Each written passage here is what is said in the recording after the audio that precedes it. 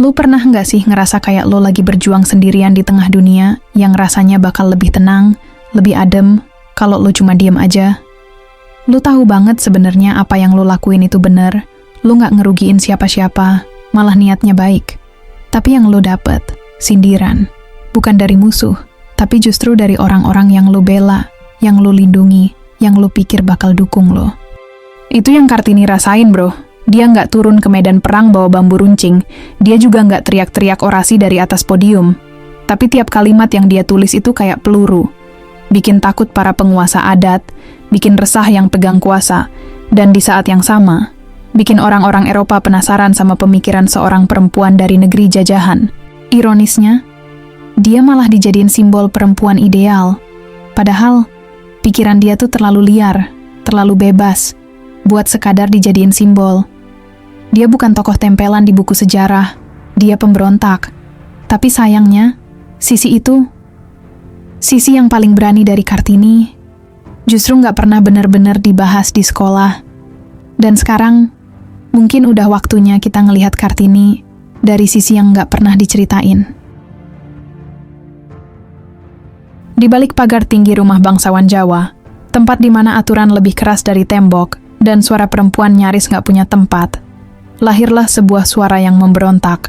Tanpa harus teriak, Kartini waktu itu masih muda, tapi pikiran dan keberaniannya udah jauh di depan zamannya. Dia nulis surat, bukan buat sekadar curhat, bukan buat ngeluh soal nasib, tapi buat ngelawan, buat nyuarain ketidakadilan yang selama ini dianggap wajar. Lewat tulisannya, dia ceritain gimana perempuan Jawa nggak boleh sekolah, gimana mereka dipaksa nikah sama laki-laki pilihan keluarga, dan gimana akhirnya mereka dipenjara di rumah mereka sendiri dengan aturan yang membungkam. Dan semua surat itu dia kirim jauh ke Belanda, ke orang-orang yang bahkan gak pernah ngerasain hidup di tanah jajahan, ke sahabat pena kayak Rosa Abendanon dan Estelle Zehandelaar, orang-orang yang dia percaya bisa ngerti dan bisa nyebarin suara dia lebih jauh. Kartini tahu kalau suara lo gak didengar di kampung lo sendiri, mungkin emang waktunya buat lo teriak lebih keras sampai ke luar negeri. Dan lu tahu apa yang terjadi? Teriakan diamnya nyampe, bro. Sampai bikin geger, bikin orang-orang mikir ulang, bahkan bikin malu mereka yang selama ini ngerasa paling beradab. Banyak banget orang yang, kalau kata sekarang mah, nyinyir. Mereka bilang, Kartini tuh terlalu lembek, gak cukup galak, gak ngelawan Belanda secara langsung. Katanya, kok bisa-bisanya Kartini deket sama penjajah, tapi yang sering orang lupa, justru disitulah kekuatannya. Kartini itu punya koneksi kuat sama tokoh-tokoh penting di pemerintahan Hindia Belanda. Salah satunya, J.H. Abendanon. Dia bukan orang sembarangan. Dia adalah Direktur Pendidikan, Agama, dan Kerajinan di Hindia Belanda. Dan lu tahu apa yang dia lakuin? Dia yang akhirnya bantu nerbitin kumpulan surat-surat Kartini jadi buku, jadi karya abadi. Kartini juga punya hubungan yang baik banget sama istri Abendanon dan beberapa tokoh Eropa lain yang pemikirannya lebih progresif. Orang-orang yang punya akses, punya kuasa, dan bisa dengerin suara dia. Tapi ini semua bukan soal ngejilat, bukan soal cari aman. Ini strategi, cerdas. Kartini tahu betul, kalau dia mau idenya tetap hidup, kalau dia mau pemikirannya bisa nyebar luas, dia harus nebeng. Harus naik kapal kekuasaan. Dia manfaatin relasi dengan penjajah bukan buat nurut, tapi buat nembus tembok yang gak bisa dia dobrak sendirian. Dan hasilnya, gak main-main.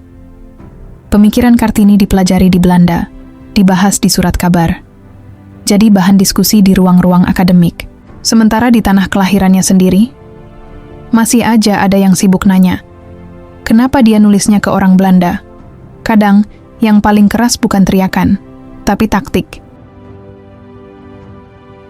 Yang paling ironis, justru surat-surat Kartini yang paling berani malah disensor.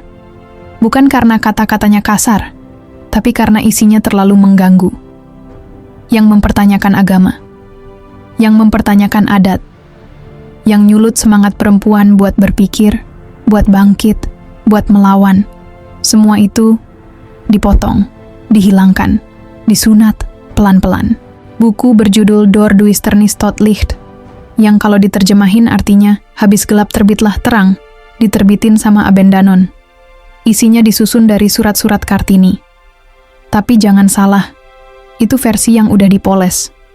Udah dipilih-pilih. Udah disaring kayak teh. Yang terlalu tajam, gak ikut terbit. Kita dari kecil diajarin buat kagum sama sosok Kartini. Tapi kita gak pernah diajarin buat mikir lebih jauh. Sebenarnya apa yang Kartini perjuangin?